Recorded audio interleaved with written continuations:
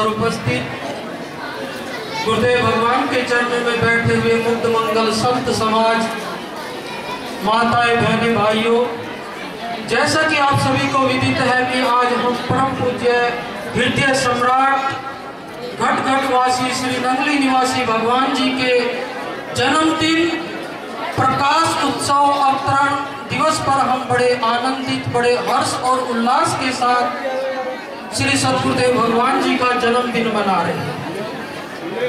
श्री सद्गुरुदेव भगवान जी का जन्मदिन हम कोई गा के, कोई बजा के, कोई कुछ सुना के श्री नंगली निवासी भगवान जी का जन्मदिन मना रहे हैं। कोई जय घोष बोलकर मना रहे हैं, कोई भजन बोलकर मना रहे हैं, तो कोई कैसे हर एक प्राणी के अंदर, हर एक भक्त के अंदर एक कुछ भाव है, कुछ प्रेम है जो यहाँ तक खींच कर ले आया। उस प्रेम से बंधे हुए हम यहाँ जाग कर अपनी निद्रा को त्याग कर और भगवान जी की याद में बैठे हुए हैं। किस लिए?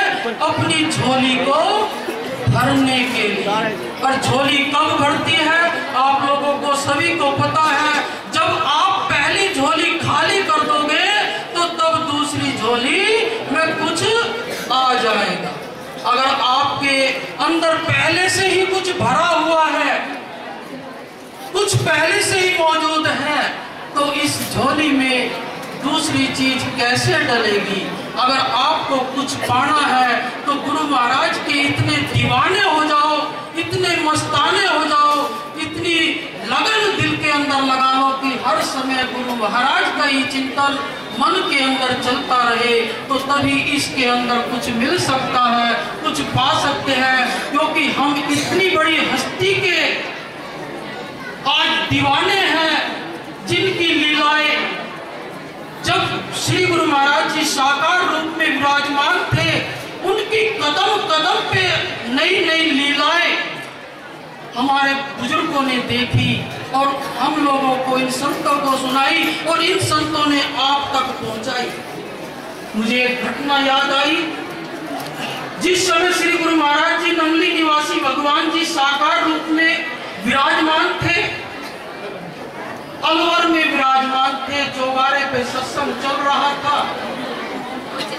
सत्संग शाम का समय था, संध्या आरती पूजा के बाद श्री गुरु महाराज जी सत्संग किया करते थे। तो सत्संग हो रहा था और हजारों लोग सत्संग सुन रहे थे। सत्संग सुनते सुनते आदेश हुआ कि लंगर तैयार हो गया है। श्री गुरु महाराज जी का आदेश हुआ कि भाई लंगर तैयार हो गया, परंतु सत्संग भी चल रहा है। सत्संग भी इसी प्रकार यही क्रम चलेगा, परंतु ऐसा है कुछ पीछे से उठो, आधे भगत पहले भोजन कर आओ, जब ये भोजन करके आ जाएंगे फिर आधे फिर चले जाना।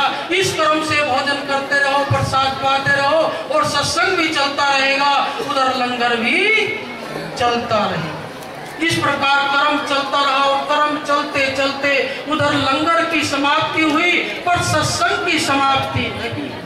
सत्संग चलता रहा। उधर लांगड़ियों ने क्या वो जो सामान पड़े थे, दाल सब्जी रोटी जो बनी थी, वो सीमित रह गई और सबने भोजन कर लिया। और उसमें इतनी सीमित रहेगी कि 8-10 भगत भोजन कर सकते हैं। उन्होंने देखा भाई इतने बड़े प्रोग्राम में, इतने बड़े लंगर में अगर इतना सामान बचता है तो इसको बचा हुआ नहीं कहते। उन्होंने वो सामान इकट्ठा किया और बर्तन भांडे साफ करने शुरू कर दिए। जैसे ही शुरू किए तैसे ही 8-10 गड्डी आ गई। आपने देखा होगा गड्डी किसे कहते हैं? जिसमें बैल जुड़कर और पीछे आगे बैल होते हैं, पीछे काट की पहले गड्डियां चलती थी।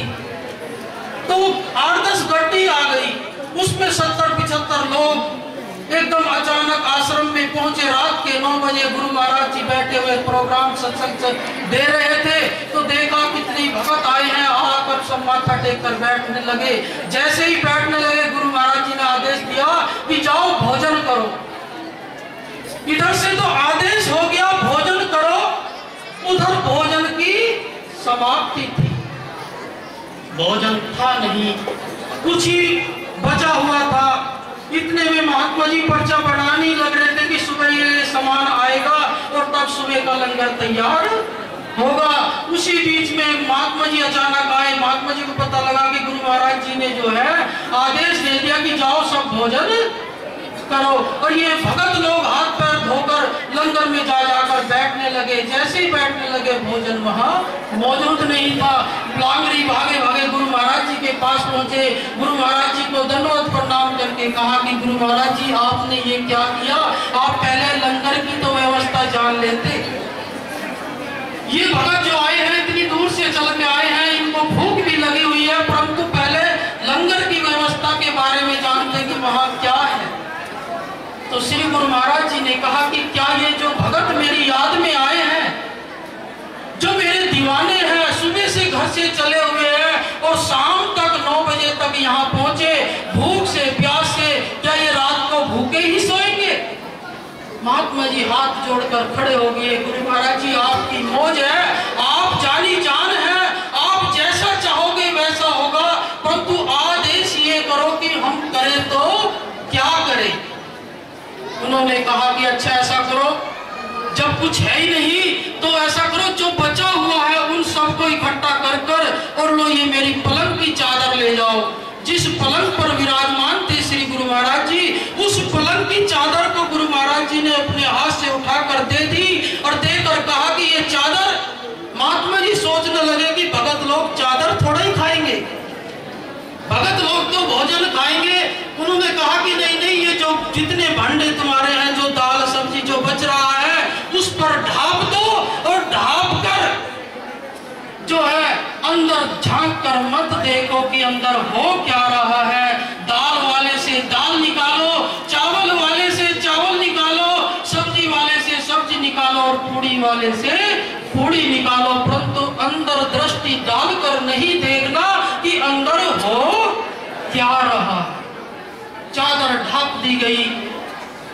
भांडे विश्वास मन में था नहीं सेवादारों की कि होगा क्या। भगत लोग हाथ धो धोकर पंगत में बैठ गए। थाली चम्मच कटोरी उनको पूर दी गई, पानी डाल दिया गया, परंतु मालिक की मौज देखिए, मालिक की कृपा देखिए, उनकी दया और दृष्टि देखिए, उनकी रिद्धि सिद्धि कैसे कार्य करती है उनके दरबार के अंदर। तो अब क्या हुआ, जैसे ही सब्जी वाले में सब्जी का चमचा डाला तो उसके अंदर से गरम गरम सब्जी निकल के आ रही है।